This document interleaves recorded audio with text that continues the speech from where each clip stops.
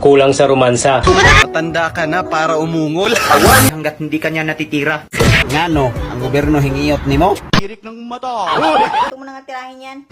Hello mga ka-idol, welcome na naman sa aking YouTube channel. Sana po ay mag-enjoy at mapasaya ko naman kayo sa araw na ito mga ka-idol sa ginawa kong videos ngayon mga ka-idol. At huwag niyo naman kalimutan i-share ang ating video para mapasaya din natin yung mga nangailangan ng saya mga ka-idol. At kung bago ka pa lang sa aking channel, i-subscribe mo na yan at i-hit yung notification bell para lagi kang updated sa aking mga bagong i-upload.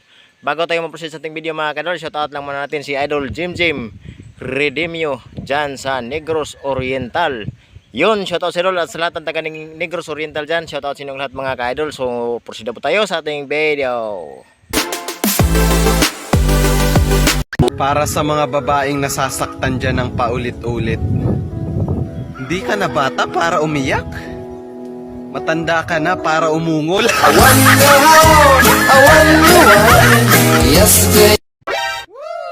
Ang kama, tulugan, hindi kainan.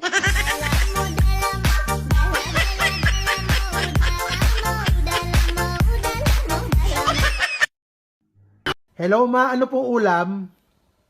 Hello, asan ka ba? Andito po sa bahay ng girlfriend ko. Sus, lagi mo na lang kasama yan. Dito mo nang tirahin yan. Ha? Ano ma? Ang ibig ko sabihin, dito mo na patirahin yan. Ang babaeng suplada. Kulang sa romansa.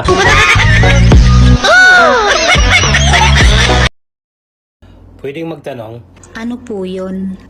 ano malaki? Sobra.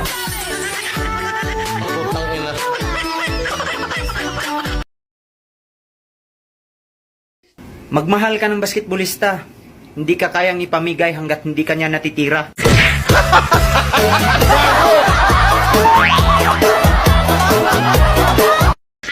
Kung ang mga babae ay bulaklak, ano naman ang mga lalaki? Kayo, yung mga bubuyog na sumisira sa aming mga bulaklak. Biyaheng langit? Try mo sumakay sa akin.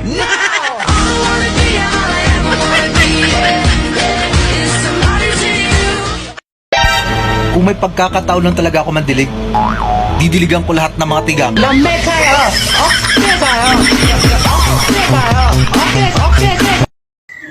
Alam mo kung bakit ako na-inlove sa'yo? Kasi nung nakita kita kumain, ang laki ng subo mo. Sana all.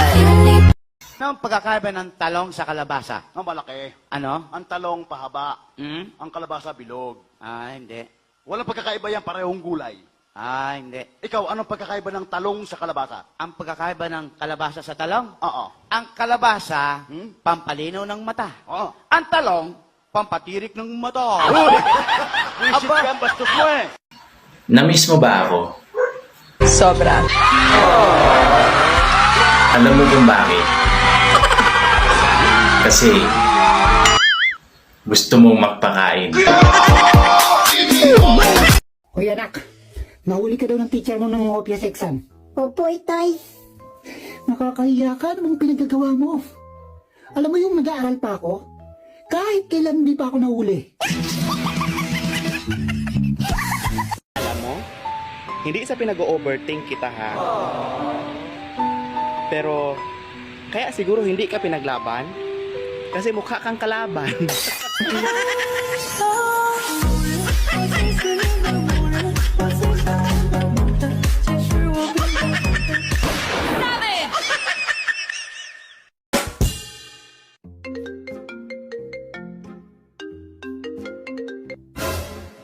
Hello? Hello, sir. Ako po yung nag-apply niya ng isang araw. Okay, teka lang ah. Ikaw ba yung Sonya? Opo, sir. Ako nga po yan. Okay, ano bang posisyon ang gusto mo? Kahit anong posisyon, basta pasok.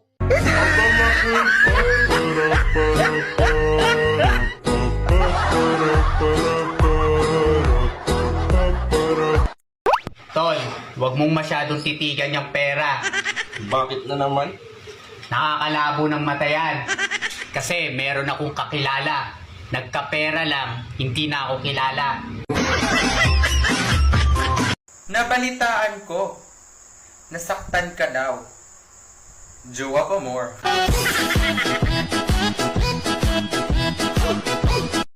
Real talk. Alam mo, hindi naman nakakaganda talaga yung makeup. Alam mo yung nakakaganda? Yung pagising mo ng umaga, nakangiti ka. Ikulong lahat ng masasarap. Patay. Ubos lahat ng single dad.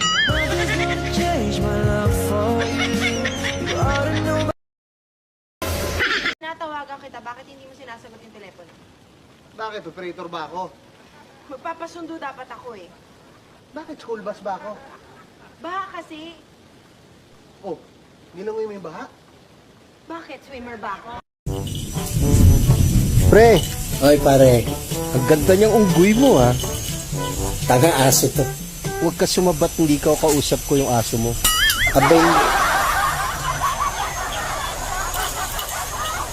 Mahirap man maging gwapo, pero kinakaya ko.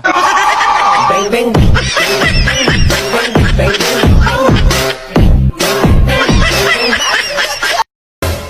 Lods, anong sasabihin mo pag may nakipag-chat sa'yo? Huwag dito. Dun sa kabilang account ko. Kung mabuntis, dadug ingon blessing.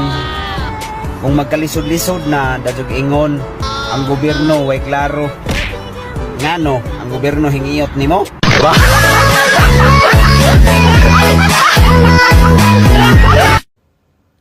Ang bobo ko daw sa English. Do you sure?